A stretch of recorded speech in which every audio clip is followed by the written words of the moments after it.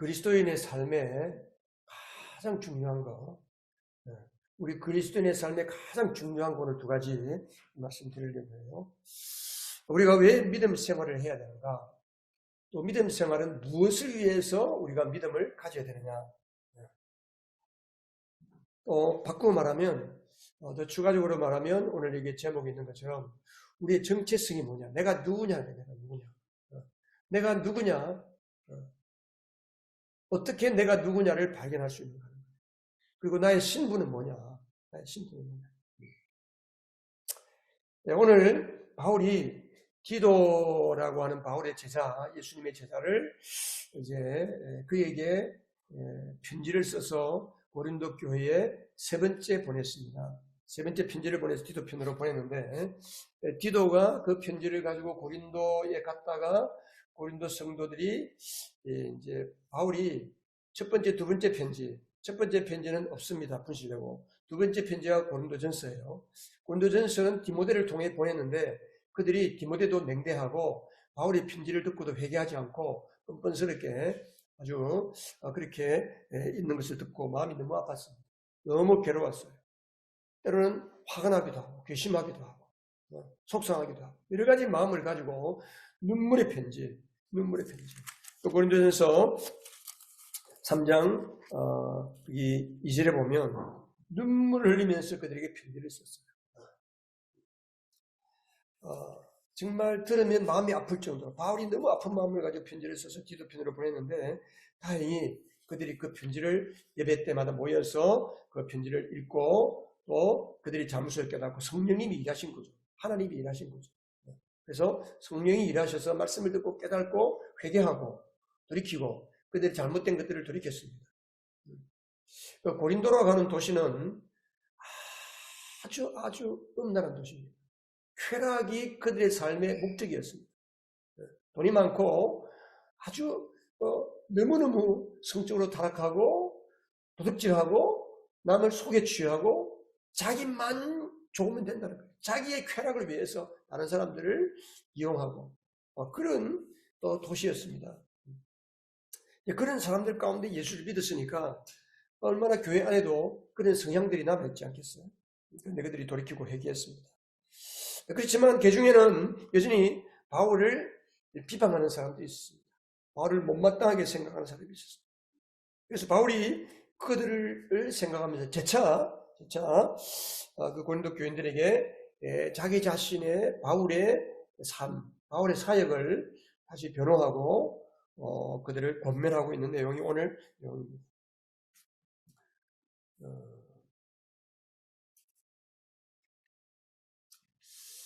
자, 그 바울이 5장 11절부터 쭉 이렇게 우리가 말씀을 보면 제일 먼저 무슨 이야기를 하냐면 우리의 믿음의 원동력이 뭐예요? 믿음의 원동력. 나의 믿음을 움직이는 거, 나를 예수 믿게 하는 거, 나를 예수님을 잘 믿도록 하는 거, 그리고 어떻게 하는 게 예수를 잘 믿는 건가요? 예수를 열심히 믿으면 잘 믿는 건가요? 여러분, 예수를 믿는 믿음의 가장 핵심이 뭔 것 같아요? 여러분은 예수님을 왜 믿습니까? 믿음의 원동력, 믿음의 가장 근원적인, 원초적인 나의 믿음을 움직이게 하는 힘이 뭐냐는 거예요. 그 힘이. 우리가 예수를 다 믿고 성령을 받고 구원받은 사람들이다. 예수를 믿는 성도들이다. 예수를 믿는 성도들이 했을 때 여러분들이 성도라면 성도로서 성도의 삶을 살도록 만든 그 믿음의 원동력이 뭐냐는 거죠. 여러분이 가진 가치관입니까? 여러분이 나름대로 정리한 어떤 신학적인 성경적 체계입니까? 그게 뭐냐는 거예요. 여러분은 그게 뭔지 알고 계십니까? 한번 스스로 답해 보세요. 그게 뭐예요?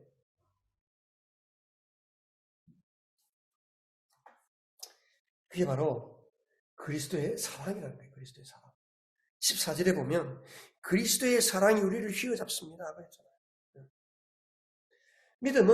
믿음은 그리스도의 사랑에 온통 사로잡히는 것이 믿음입니다. 같이 한번 읽어보겠습니다. 시작. 믿음은 그리스도의 사랑에 온통 사로잡히는 것이다. 근데 고린도 교회 성도들은 이 하나님 아버지의 사랑, 예수 그리스도의 사랑의 그 깊이와 넓이와 길이와 높이를 잘 못 깨달았던 것 같아요. 특별히 10절에 보면 바울이 이제 우리 모두는, 예수 믿는 사람 모두는 마지막 날 주님 앞에서 상급의 심판을 받고 우리가 모두 천국으로 들어갈 것이다. 이걸 굳이 심판대라고 표현하니까 조금 우리가 무섭다는 생각이 들 수도 있는데, 상급, 내가 상급이 얼마만큼 되느냐, 네가 이 땅에 살면서 얼마만큼 믿음으로 살고 주님을 위해서 살고 믿음에 내 원하는 삶을 살았느냐, 나를 위해서 얼마나 충성했느냐, 주님이 이제 그것을 상급을 주실 거예요. 근데 상급을 잃어버리면 안 되잖아요. 우리가 신앙생활 하다가 상급을 다 까먹는 사람들이 있어요. 잘 믿다가 상급을 다 까먹는 사람들이 있다고. 그게 안타까운 거예요, 바울은. 그래서 주님이 두려운 분이기 때문에 그 사람들을 내가 다시 설득해서 주님 앞에 상급받는 믿음 생활을 하게 하고 싶다. 그러면서 이제 그 고린도 교회 안에서 사람들을 선동해서 바울을 수치스럽게 이기도록 만드는 사람들이 있었습니다.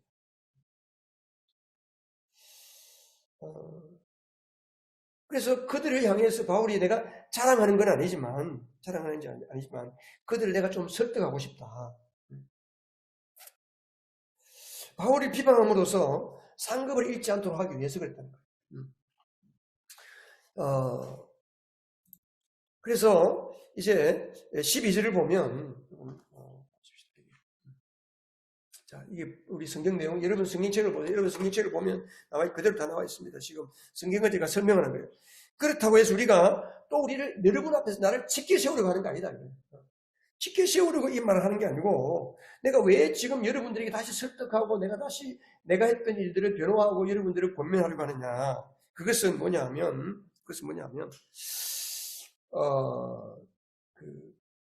이제 고린도 교회 안에 그 당시에는 오늘날처럼 교회가 이렇게 조직체가 되어 있는 게 아닙니다. 집에서 모이는 교회예요. 집에서. 그래서 10명이고 20명이고 같이 모여서 이제 주일마다 모여서 예배하고, 또 주중에도 모여서 또 삶을 나누고, 그게 우리가 말하는 가정교회, 목장 형태로, 가정교회 형태로 존재했어요. 여러분, 성경에 나와 있는 모든 교회들이 다 가정교회 형태로 존재한 거예요. 가정교회로 하나님 성령께서 교회를 가정교회 형식으로 이 땅에 존재하게 하실 이유가 있는 거예요.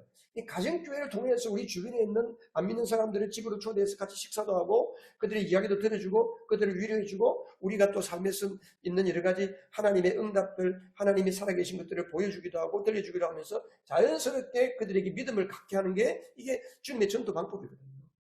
우리가 가정교회 해야 한다는, 목장해야 한다는 게 그거예요. 목장이 없으면 전도가 잘 안 돼요, 사실은. 자, 그래서 중요한 건 뭐냐 하면, 그래서 그들 가운데 목회자가 없다 보니까 이제 가끔 전도자들이 순회하는 사람도 있습니다. 지역을 돌면서. 특별히 예루살렘에서 왔다고 하면서 예루살렘 교회가 써준 추천장을 가지고 와서 보여주면서, 내가 예루살렘 교회에서 파송을 받고 왔다, 그러면서 가르치는 거예요. 그런데 그들은 주로 유대인들입니다. 유대인들은 철저하게 율법주의자들입니다. 율법적인 관점에서 바울이 전한 내용들, 바울이 가르친 것을 보니까 이게 정신 나간 짓이에요, 완전히. 율법을 지켜야 할례도 받고, 율법을 지켜야 하나님의 은혜를 받고 구원으로 들어가는데, 율법이 아니라 하나님의 사랑이 율법의 완성이다. 하나님을 사랑하면 우리가 말씀을 다 지킬 수 있다. 그리고 더 이상 여러분들이 이 할례를 받을 필요가 없다. 예수님이 우리에게 세례를 받고 침례를 받고 우리가 말씀을 가르쳐서 주님을 섬기도록 해요. 할례를 받지 못하게 하죠. 뭐 절기, 이런 구약의 제사제도, 이런 거에 대해서 바울이 더 이상 율법이 다 그것은 그리스도 안에서 완성되었다, 이렇게 가르치니까 그들이 와서 고린도 교인들이 하는 이야기들, 고린도 성도들이 믿는 믿음의 모습들을 보니까 바울이라는 작자가 이 완전히 좀 웃기는 사람이에요. 정신 나간 사람이에요. 그러니까 바울을 향해서 미쳤다는 거예요. 정신 나간 사람이다. 그 사람 잘못됐다라고 바울을 비방한 사람들이 있었던 거예요. 그 사람들의 말을 듣다 보니까 이 고린도 성도들이 진짜 그런가? 그렇게 되는 거예요. 여러분들이 믿음이 똑바로 안 들어가면요, 오늘날 제가 이 목회자 코너에도 썼잖아요. 이단들이 유튜브에서 엄청나게 활동하고 있습니다. 구원파, 신천지 마찬가지입니다. 유튜브 우리 유튜브에는 그런 게 안 들어오나요? 자연히 뜨죠. 이게 뭔가 싶어서 궁금해가 들어가서 한 번 듣고 두 번 듣고 빠지는 거예요. 이거 좀 신기한데? 이거 내가 알고 싶은 건데, 우리 목사님한테 잘 물어보지도 못하고, 이게 잘 어려웠는데, 이게 막 신기하게 풀거든. 우리가 가려운 것을 사사사 긁어주면서 신기하게 푸는 거예요, 신기하게. 이게 다 넘어가는 거예요. 고린도 교회가 그랬다는 거예요. 이단에 넘어간 건 아니지만, 그 잘못된 사람들이 가르치는 그것에 의해서 그런가 싶어가지고. 그래서 바울이 뭐예요? 그들은 겉으로는 자랑할 것이 많은 것 같은데 속으로는 자랑할 것이 없는 위선자들이다. 위선자들이다. 그런 사람들에게 미혹되어서 바울을 비방하고 바울을 못마땅하게 생각하고 바울이 가르친 그 믿음의 길을 제대로 가지 않는 그들에게 내가 좀 대답할 말을 주어서 그들이 바울을 비방하거나 이 복음을 흐트러뜨리는 자들을 향해서 대답할 말을 좀 주도록 하려고 내가 이 편지를 쓴다. 지금 그런 이야기하고 있는 거죠. 그리고 이제 13절에 보면 안 넘어가. 13절 보면 그래서 이 말을 하는 거예요, 여러분. 13절 이게 갑자기 우리가 미쳤다고 하면 이게 여러분 성경 읽으면서 이 갑자기 미쳤다는 말이 왜 나올까? 그래서 이런 말 하는 거예요, 지금. 우리가 미쳤다. 그 사람들이 우리 보고 미쳤다고 그러는데 우리가 미쳤다고 하면 하나님께 우리가 미쳤다. 하나님께 미쳤다. 정신이 온전하다고 하면 여러분들을 향해서 온전한 것이다. 그렇게 지금 바울이 자기를 변호하고 있는 거예요. 여러분, 성령의 사람 바울이 왜 그 사람들의 눈에 미친 사람처럼 보였을까요? 혹시 여러분들이 예수 믿는 것을 보고 주변에서 가족이나 여러분 주변에 가까이 있는 사람이 당신 미쳤구만. 예수 믿더니 미쳤구만. 적당하게 믿어라. 광신자 되지 마라.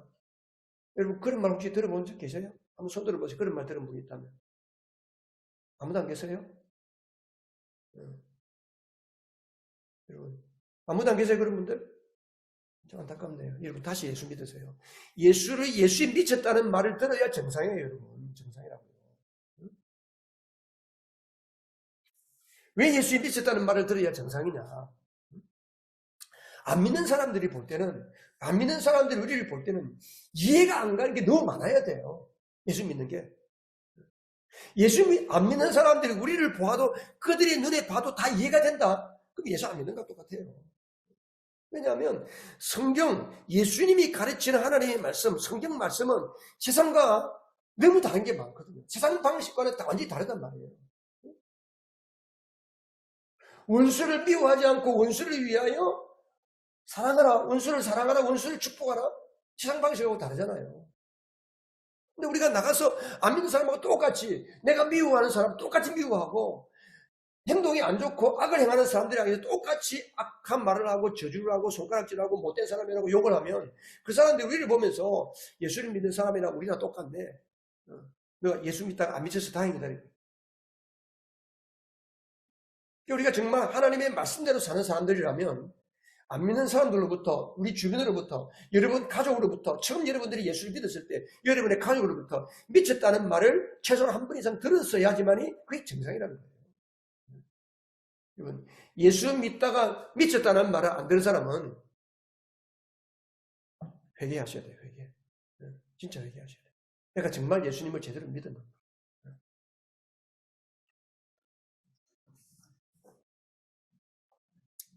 왜 그들의 눈에 바울이 미친 사람처럼 보였을까요? 정신이 온전하지 않은 사람들로 보였을까요? 그게 14절의 답이. 14절 같이 한번 읽어볼까요? 다시 한번. 14절. 그리스도의 사랑이 우리를 휘어잡습니다. 우리가 확신하기로는 한 사람이 모든 사람을 위하여 죽으셨으니 모든 사람이 죽은 셈입니다. 자, 그거 앞에 부분. 그리스도의 사랑이 우리를 휘어잡습니다. 이 휘어잡는다는 말이 뭐냐 하면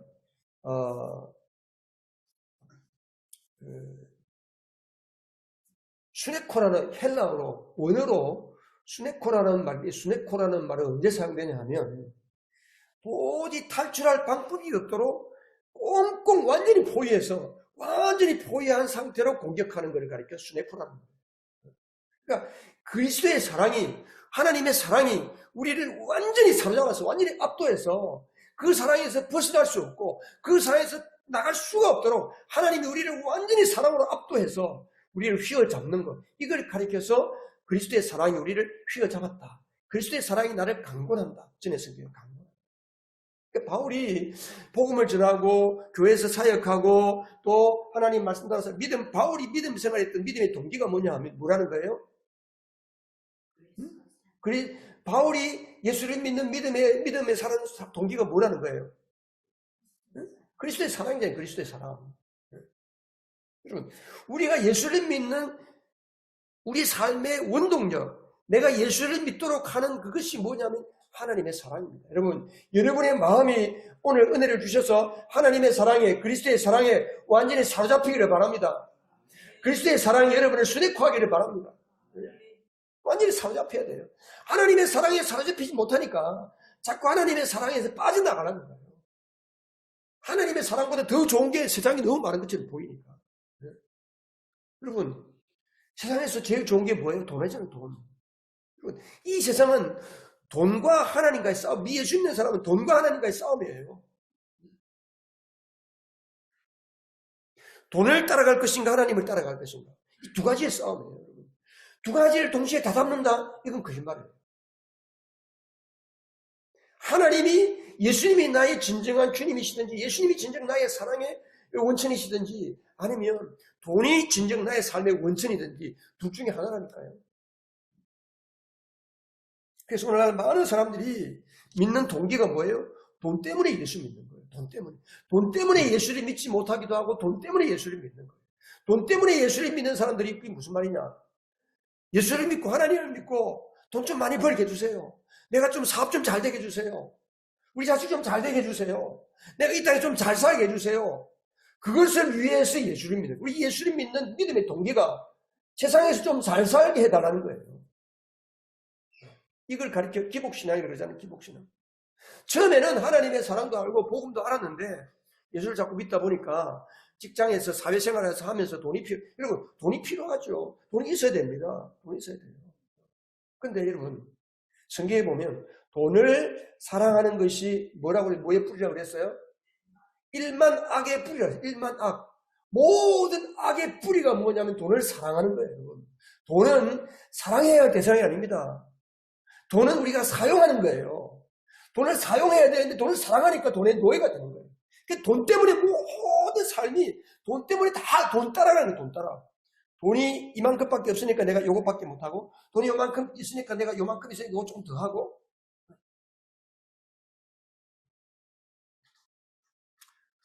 많은 예수 믿는 사람들이 하나님의 이름을 부르지만은 하나님을 예수 그리스도를 도구로 삼고 그 은혜를 받아서 돈을 좀 많이 벌어봐야 되겠다. 그래서 기도할 때 늘 기도의 중요한 제목이 돈 많이 버는 거예요. 사업이 좀 잘 되겠는 거예요. 내가 건강하게 달라는 거예요. 예수님이 뭐라고 그랬어요? 이런 것은 이방인들이 구하는 것이다. 안 믿는 사람들이 구하는 거라는 거예요. 안 믿는 사람들이 우상에게 가서 비는 거라는 거예요. 우리 하나님 아버지는 이 모든 것이 너희 있어야 될 줄을 안다 모른다?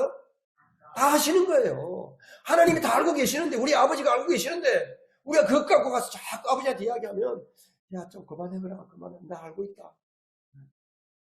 아버지가 원하는 게 아버지가 원하는 게 뭐예요? 그의 나라와 그의 의를 먼저 구해요. 먼저 구해요. 하나님의 나라가 뭐예요? 하나님이 나를 통해 나타나는 삶이에요. 주님이 나를 통해 나타나는 삶을 사는 거예요. 하나님 나라의 의는 뭐예요? 의는 주님과 나와의 관계예요. 관계. 그래서 바울이 20절에 보면 바울이 고린도 교인들에게 뭐라고 이야기합니까? 우리는 그리스도를 대리하여 간청합니다. 간절히 부탁한다는 거예요. 뭐 하라고요? 20절 마지막 부분에 뭐라고 그랬어요? 여러분은 하나님과 화해하라는 거예요. 하나님과 화해하라는 거예요. 여러분 하나님과 화해하셨습니까? 하나님과 화해한다는 게 주님과의 관계가 제대로 되는 거예요. 주님과의 관계가 제대로 된다는 게 뭡니까, 여러분? 오늘도 제가 이제 예배, 이렇게 앉아서 예배를 위해서 기도하고 있는데, 우리의 예배가 주님하고 관계없이 우리가 짠 예배의 순서, 우리가 만든 예배의 여러 가지 모든 것들, 내가 준비한 여러 가지 모든 말씀들을 가지고 그냥 우리끼리 어떤 종교의식을 잘 진행하는 예배가 될 수 있겠구나.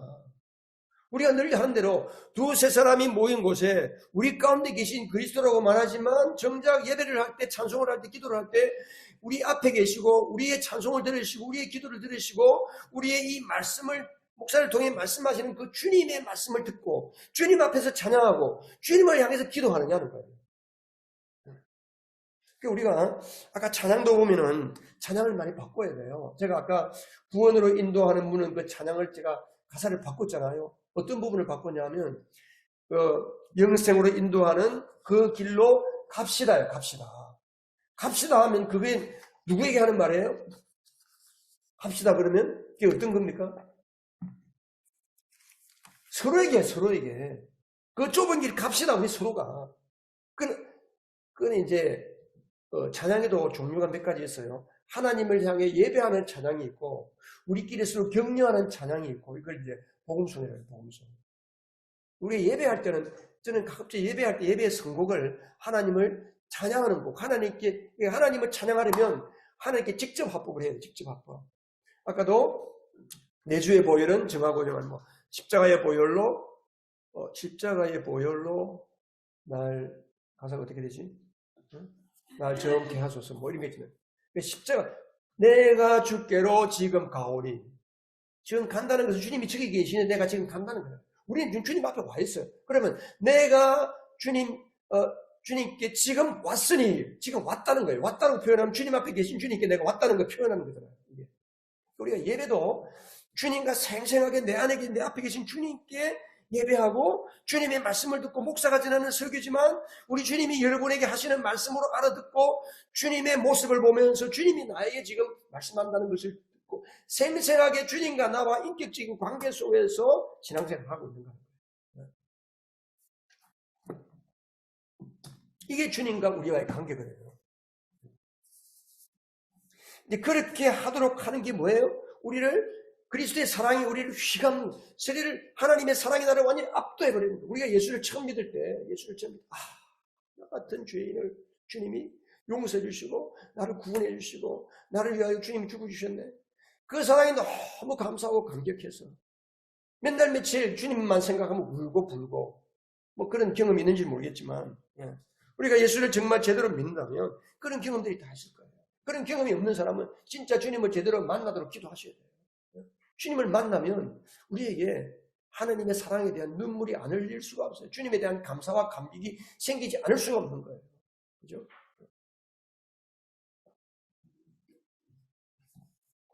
우리 빠진 사람을 다 죽고 한 사람, 완전히 다 죽은 줄 알았는데, 예를 들어서 가자 지고 폭격받았다, 혹은 아프가니스탄 어디 또 지진 났죠, 얼마 전에. 지진 나가지고 건물이 다 무너져가지고 완전히 갇혀서 3일 동안 죽는 줄 알고 그 무거운 그 건물 차례 밑에 깔려 있었는데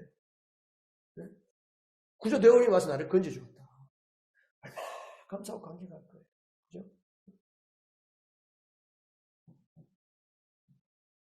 그 사랑이래, 그 사랑. 그 사랑에 사로잡히면서 그 사랑. 그래서 예수 그리스도의 사랑이 우리를 휘어잡을 때에 우리는 진짜 예수 믿는 사람처럼 살 수가 있다는 거예요. 우리 신앙의 동기가 뭐냐면 우리 신앙의 동기는 그리스도의 사랑입니다. 그리스도의 사랑. 오늘 이 시간에 하나님의 사랑이 여러분 가슴 깊이 들어가서 하나님의 사랑이 여러분의 생각과 마음과 모든 삶을 사로잡기를 주님 여러분을 축복합니다. 그래서 우리 신앙의 가장 근원적인 동기, 목적도 하나님의 사랑입니다. 우리가 예수를 왜 믿는가? 예수를 믿는 동기도 주님의 십자가의 사랑이고 예수를 믿으면서 뭐 할 거냐? 주님을 사랑하는 거예요. 주님을 사랑하면 다 됩니다, 여러분. 주님을 사랑하십시오. 주님을 사랑하십시오. 주님을 사랑하면요, 원수도 용서될 수 있어요. 주님을 사랑하면 내 몸까지 죽는 자리에 내어줄 수 있어요. 주님을 사랑하면 돈에 종살이 하지 않을 수 있습니다. 돈을 내가 사용할 수 있는 거예요. 주님을 사랑하면. 돈을 사랑하면 주님을 사랑할 수 없습니다. 그러나 하나님 나를 사랑하지. 주님을 사랑하면 우리가 돈을 사용할 수 있고 하나님이 주신 우리 모든 것들을 다 사용하는 사람이 되는 거예요.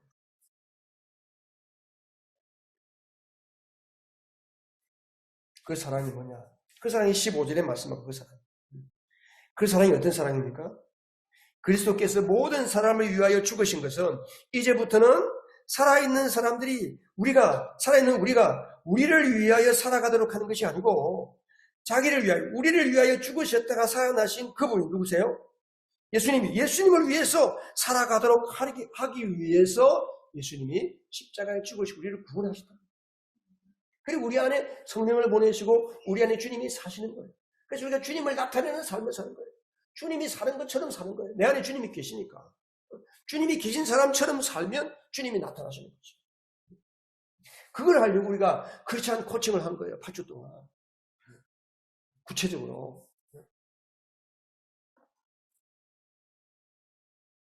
자, 그렇다면 우리가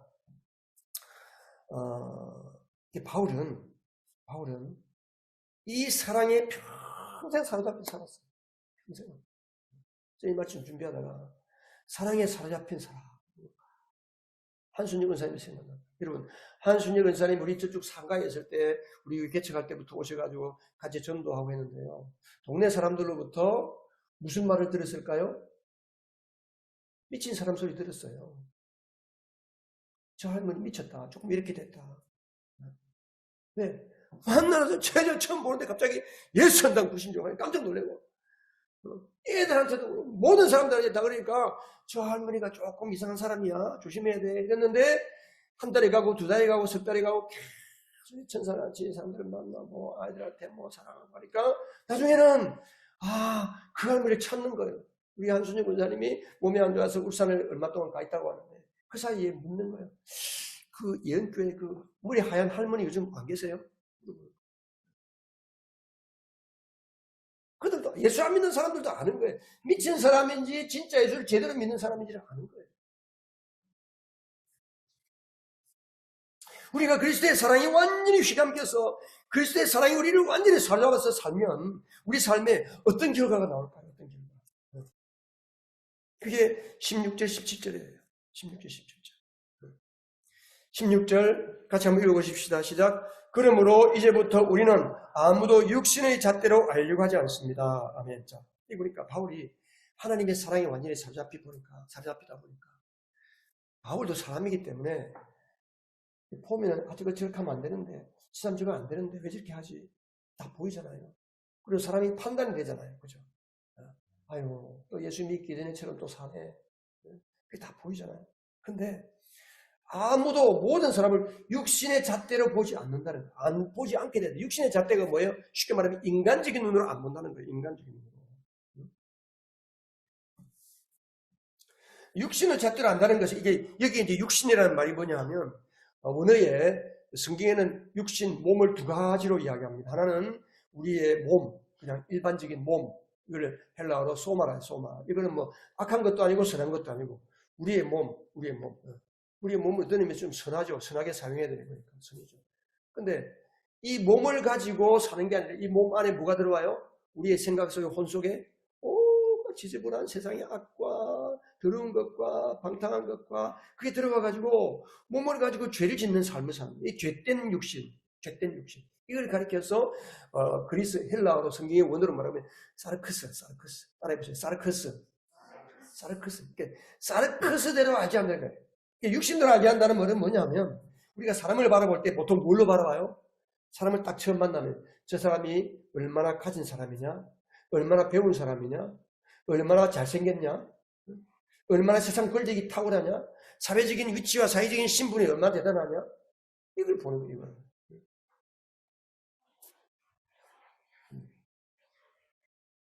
우리는 사람을 바라볼 때에 좀 인간적이고 외적인 걸로 가지고 판단하잖아요. 그래서 세상 권력이 대단하면 그 앞에 가서 막 굽신거리고 돈이 많으면 내가 그 사람에게 돈 좀 도움을 받아야 되니까 막 그렇게 하고 나보다 별 볼 일이 없고, 나보다 형편이 없는 사람, 뭐 배운 것도 없고, 뭐 그냥 옷 입은 것도 그렇고, 그러면 그냥 그냥 무시하잖아요, 우리가. 그렇게 하기 쉽죠, 보통 사람들이. 그게 뭐냐면 육신대로 대하는 거예요. 육신의 잣대로 대한다는 거예요. 우리는 사람을 볼 때 어떤 기준으로 봐야 돼요? 우리의 잣대는 뭡니까? 우리의 잣대. 그리고 여러분들이 사람을 대할 때 우리가 그 사람을 대하는 잣대가 뭐가 돼야 되겠습니까? 그게 17절이에요, 17절. 자, 같이 읽겠습니다. 시작. 누구든지 그리스도 안에 있으면 그는 새로운 피조물입니다. 옛것은 지나갔습니다. 보십시오. 새것이 되었습니다. 그러니까 우리가 그리스도의 사랑에 완전히 사로잡혀서 내가 성령으로 거듭나서 하나님의 사랑으로 사는 사람은 어떻게 살아요? 모든 사람을 육신의 잣대로 대하지 않는 거예요. 새롭게 피조물, 새 피조물이 된 사람은 새 피조물.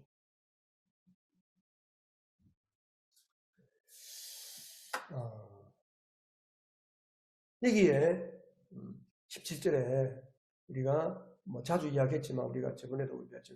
새로운 피조물, 새 것 할 때 새 뉴라는 말이 뭐냐면요. 카이노스라는 말인데 카이노스라는 말의 뜻이 뭐냐면 브랜드가 새 거라는 거예요. 브랜드가 다르다. 브랜드가 다른 브랜드, 새 브랜드, 새 브랜드. 그러니까 우리가 제품으로 말하면 사람을 제품으로 말할 수 없겠지만 제품으로 비하면 우리가 예수 믿기 이전의 제품이 아니라는 거예요. 우리는 종족 속잖아요. 왜? 나라는 존재가 예수 믿기 이전이나 예수 믿는 뒤에나 똑같은 나로 사니까. 우리는 자꾸만 내가 살아온 것 가지고 자꾸 살려고 하는 거예요. 우리는 예수 안에서 완전히 새로운 브랜드가 되었습니다. 그래서 고린도전서에서 우리가 했잖아요. 고린도전서 6장 17절에 보면 주와 합하는 자는 주님의 영과 한 영이 되었다. 주의 영. 성령이 내 영 안에 들어오셔서 나의 죄로 꽉 차고 어둠으로 꽉 찬 나의 영을 하나님의 성령으로 빛의 영으로 우리를 새롭게 해주셨다. 계란의 노른자로 따지면 노른자 자체가 바뀌었다는 거예요. 하나님의 영으로, 성령으로, 예수 그리스도의 영으로. 그러니까 우리의 영은 내 껍데기를 보면 여전히 옛날의 모습이 있지만 내 영을 보면 예수님을 내 마음에 영접하고 성령으로 거듭난 사람은 내 영혼의 모습은 예수님만큼 거룩하고 예수님만큼 능력 있고 예수님만큼 온전한 삶을 살아갈 수 있는 사람이 되었다는 겁니다. 할렐루야. 그거를 우리가 믿어야 돼. 그걸 믿어야 돼. 두 가지를 믿어야 돼. 하나는 예수님을 믿어야 돼. 예수님이 나를 구원하신 그 사실을 믿어야 되고 두 번째는 구원받은 내가 어떠한 자인지를 믿어야 돼. 이 정체성이 정체성. 온전한 정체성을 믿지 못하면 그 정체성대로 살지 못하면 우리는 항상 안 믿는 사람의 모습, 예전 삶을 반복하는 거예요.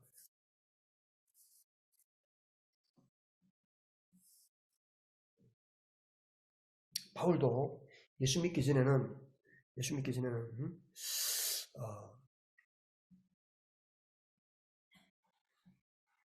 26절에 보면 전에는 우리가 육신의 잣대로 그리스도를 알았다. 예수님도 육신의 잣대로 보았다는 거예요. 육신의 잣대로 보니까 완전히 이단의 괴수야. 괴수가. 율법주의자, 완전한 율법주의자인 바울이 볼 때는 완전히 유대교를 파괴시키는 이단자예요. 그러니까 죽이려고 한 거예요. 그래서 종교인들이 예루살렘의 대제사장과 이스라엘의 종교인들이 예수님의 십자가에 죽인 거예요. 바울도 마찬가지입니다. 바울도 그래서 예수 믿는 사람들을 죽이려고 다마스커스까지 갔다가 거기에서 주님 만나서 꼬꾸라졌잖아요. 그 이전까지는 예수님도 그렇고 예수 믿는 사람은 육신의 잣대로 알기 때문에 다 잡아서 옥에 가두려고 했잖아요. 그런데 이제는 그렇게 하지 않는다는 거죠. 새 피조물 된 우리는 우리가 더 이상 우리가 어떤 사람을 대하든지 육신의 잣대로 대하지 않고 하나님의 눈으로 대할 수 있기를 바랍니다. 그러면 육신대로 대하지 않고 우리가 어떻게 대해야 되느냐? 저는 말씀이 준비하다가 앞으로는 내가 뉴스를 본다든지 볼 때에 다른 사람을 욕을 안 해야 되겠다. 인터넷 뉴스 보고 뭐 정치 이념이 다르고 신념이 다르고 행하는 게 다르고 물론 엄청난 죄를 저지르고 악을 저지르고 뻔뻔스럽게 사기꾼처럼 사는 많은 사람들이 있잖아요. 그런 사람들 보면 잘못된 거 우리가 알죠. 그러나 그를 대할 때에 그도 어느 날 하나님이 은혜를 주시면 나와 똑같은 새로운 피조물이 될 수 있는 사람이다. 라고 생각하면 우리가 그 사람을 욕할 수 있겠어요? 그 사람이 잘못하는 죄를 짓는 거나 내가 예전에 죄 지은 거나 하나님 앞에 가면 똑같은 거예요. 사람을 100명 죽인 사람이나 마음속으로 날마다 100번 미워하는 사람이나 주님께서 보실 때는 형제를 미워하는 사람은 곧 살인하는 거라고 그랬어요. 사람을 100사람 죽인 진짜 살인자나 늘 미움 가운데 사로잡혀 살고 늘 분노 가운데 사로잡혀 사는 사람이나 하나님은 똑같이 보는 거예요. 우리가 육신의 잣대를 버리고 이제 그 사람을 예수 믿는 사람, 그래서 그를 위해서 기도하는 거예요. 그 영혼을 불쌍히. 이게 바로 우리가 새로운 정체성을 가지고 사는 사람들입니다. 우리 성도들을 서로 대할 때도 마찬가지입니다. 우리가 성도들을 서로 대할 때도 이제는 육체대로 대하지 않기를 바랍니다. 성도들을 대할 때는 우리 성도들, 우리 특별히 가정교회 하는 교회들은 보면요, 목장에서 서로 삶을 나누다 보면 옛날에 자기의 부족하고 연약한 거, 자기가 엉망으로 살았던 거 다 서로 오픈하고 이야기하잖아요. 근데 그걸 잘못해서 그걸 가지고 저 사람 옛날에 저랬구나. 좋을 때는 그렇게 되는데 내 눈에 안 좋게 보이면 어떻게 돼요? 그게 그렇게 보는 나에게 올무가 된단 말이에요. 올무. 나의 신앙을 방해하는 게 된단 말이에요. 우리는 서로가 다 부족하고 연약해도 우리는 그것을 감싸주고 그를 위해서 기도해주고 그렇게 돼요. 할렐루야. 네. 사도 요한은 이렇게 이야기했어요. 우리 같이 한번 읽어보십시다. 사랑하는 여러분, 이제 우리는 하나님의 자녀입니다. 앞으로 우리가 어떻게 될지는 아직 밝혀지지 않았습니다만 그리스도께서 나타나시면 우리도 그와 같이 될 것임을 압니다. 그때에 우리가 그를 참모습으로 뵙게 될 것이기 때문입니다. 우리가 주님이 재림하시면, 아니 우리 주님 앞에 가서 설 때에 우리가 누구처럼 된다는 거예요? 그리스도처럼. 우리도 그와 같이 그리스도께서 우리 앞에 나타나시면, 우리가 주님이 재림하시면, 주님 나라에 가면 우리의 모습이 주님처럼 된다는 거예요. 이미 우리의 영이 예수님처럼 되었기 때문에 내 영이 주님 앞에 가면 내가 억만 죄인인 줄 알았는데 내가 죄인이 아니고 의인이었구나. 예수님처럼 되었구나. 이걸 확인하게 됩니다. 우리는 서로가 서로를 바라볼 때에 예수님이라고 생각하고 바라보시기 바랍니다. 할렐루야. 할렐루야. 그러면 성도 간에 다투고 싸울 것도 없어요. 예수를 믿는 부부 간에도 싸울 게 없어요. 부부가 살다 보면요, 많이 다투고 싸우잖아요. 마음이 안 맞으니까.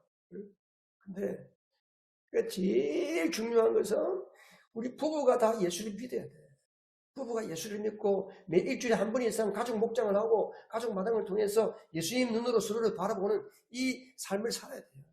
그러다 보면 서로가 하나님의 사랑으로 사랑하게 되고 예수님을 대하는 것처럼 대할 수 있습니다. 이런 은혜가 있기를 바랍니다.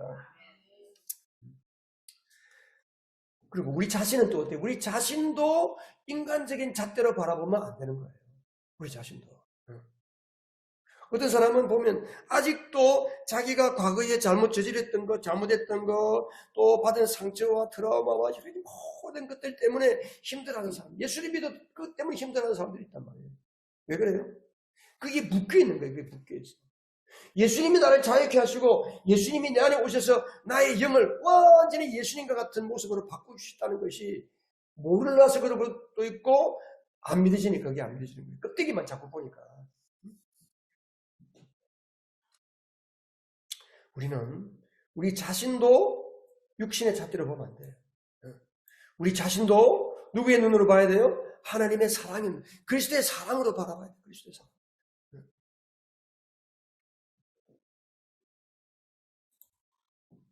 혹시 우리 가운데 과거의 나에게 꽁꽁 묶여서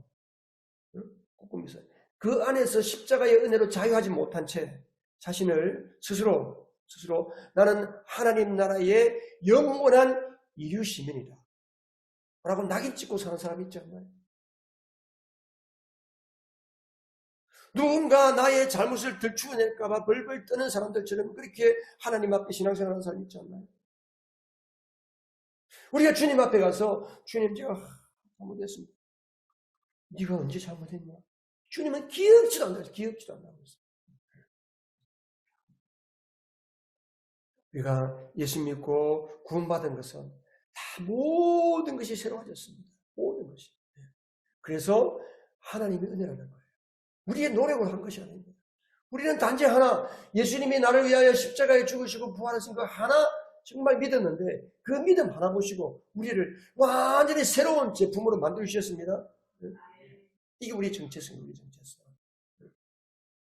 여러분, 우리 자신이 나의 연약하고 나의 부족한 과거 때문에 구원의 은혜를 부정하지 않고 그 하나님의 은혜의 능력을 제한시키지 않기를 주님의 이름으로 축복합니다. 자, 하나님의 사랑으로 우리를 하나님께 사로잡으시면 우리가 어떤 삶을 살게 될까? 그게 18절부터 21절이에요. 18절부터 21절. 그 뭐냐면 세상을 향해서 어떤 사람으로 삽니까? 하나님의 화해자로서 그리스도의 대사로 산다는 거예요. 그러니까 하나님의 사랑이 나를 휘감았으니까 이제는 우리가 화해자로 화해자를 다른 말로 우리의 신분이 그리스도의 대사라는 거예요. 대사. 그리스도의 사절. 우리 세 번 얘기는 사절이에요. 사절. 사절단 보인다 그러잖아요. 사절단. 이 18절부터 21절까지 보면 화해라는 말이 5번 나오는데 이 화해, 화목이라는 말 굉장히 신학적으로 중요한 말입니다. 이 화목한다, 화해한다 이 말은 카타라하게라는 말인데 이 말은 뭐냐면 서로 두 사람의 원수지간을 연합하기, 원수가 서로 하나 되게 만드는 것을 가리켜서 화해한다라는 거예요.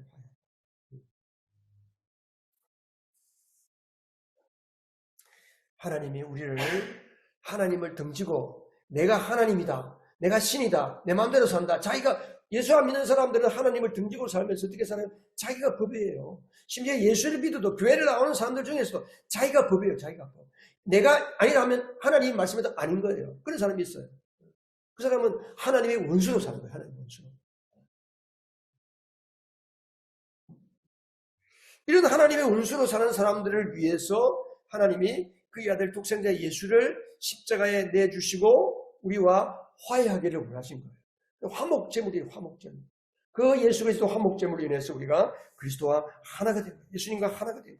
그리고 예수 믿는 우리에게 예수님이 우리에게 화해자로 오신 것처럼 우리도 세상을 향해서 화해자로 그리스도의 대사로 살게 만드셨습니다. 여러분은 무엇을 위해서 살고 계십니까? 돈입니까? 명예입니까? 인기입니까? 건강입니까? 아니면 우리 주님의 사랑입니까? 여러분, 대사는 그 나라의 국민을 대신하고 그 나라의 왕을 대리하는 사람입니다. 심지어 전쟁 중에 적국에게도 사절단으로 파견될 수가 있습니다. 그럴 때는 죽음을 각오하고 가야 되는 거예요. 우리는 하나님은 우리를 그리스도의 대사로 부름받았습니다. 우리 모두를 하나님이 화해의 대리자, 화목케 하는 대사로 부르셨음을 기억하시기 바랍니다. 그래서 우리가 아까 제가 말씀했잖아요. 뜻하신 그곳에 내가 있기를 원합니다. 그곳이 어디예요? 하나님이 보내시는 장소예요. 우리가 예배하는 그 자리, 기도하는 그 자리, 그리고 내가 세상에 나가서 사람들을 예수 그리스도와 화해시키는 그 자리, 내가 사명자로 사절로 대사로 살아가는 그 자리에 들어가서 우리 주님이 주신 우리의 사명, 세상과 하나님을 화해시키는 이 사명 감당해야 됩니다. 때로는 우리가 그리스도의 복음을 위해서 목숨을 내놓아야 할 때도 있고요. 우리가 손해를 봐야 할 때도 있고요. 우리가 기억해야 할 건 두 가지 오늘. 우리의 정체성이 뭐예요? 새로운 피조물. 우리의 신분은 그리스도의 대사.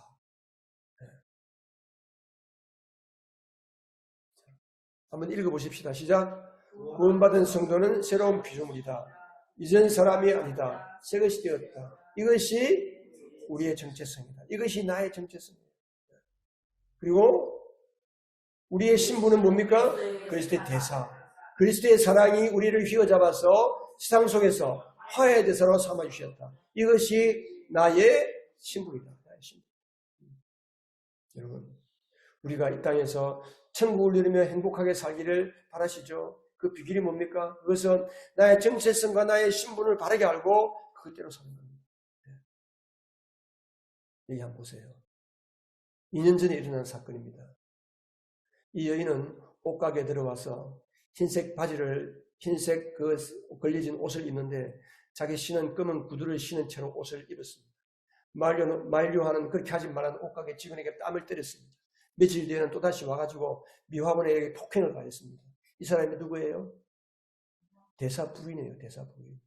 여러분, 우리가 세상에 나가서 이렇게 살지 않나요? 세상 사람들이 사는 것처럼 우리도 이렇게 살 수가 있어요. 이 사람은 자기가 누군지는 몰랐어요. 대사라는 대사 부인인 줄 몰랐어요. 대사 부인이지만 대사 부인이 자기 신분이 뭔지 모르고 정체성이 뭔지 모르는 그 사람. 이 사람 보니까 중국 사람이에요. 중국 사람. 그러니까 중국 사람 다 이렇게 사는 거예요. 우리는 한국 사람도 아니고 중국 사람도 아니고 우리는 누구의 사람? 하나님 나라의 시민입니다. 하나님 나라의 시민입니다. 우리가 우리의 삶 현장 속에서 한순간도 우리의 정체성과 우리의 신분을 잊어버리지 않고 잃어버리지 않고 잊어버리지 않고 헷갈리는 잊어버리지 않고 그렇게 믿음 안에서 승리하며 살기를 주님의 이름으로 축복합니다. 기도하겠습니다.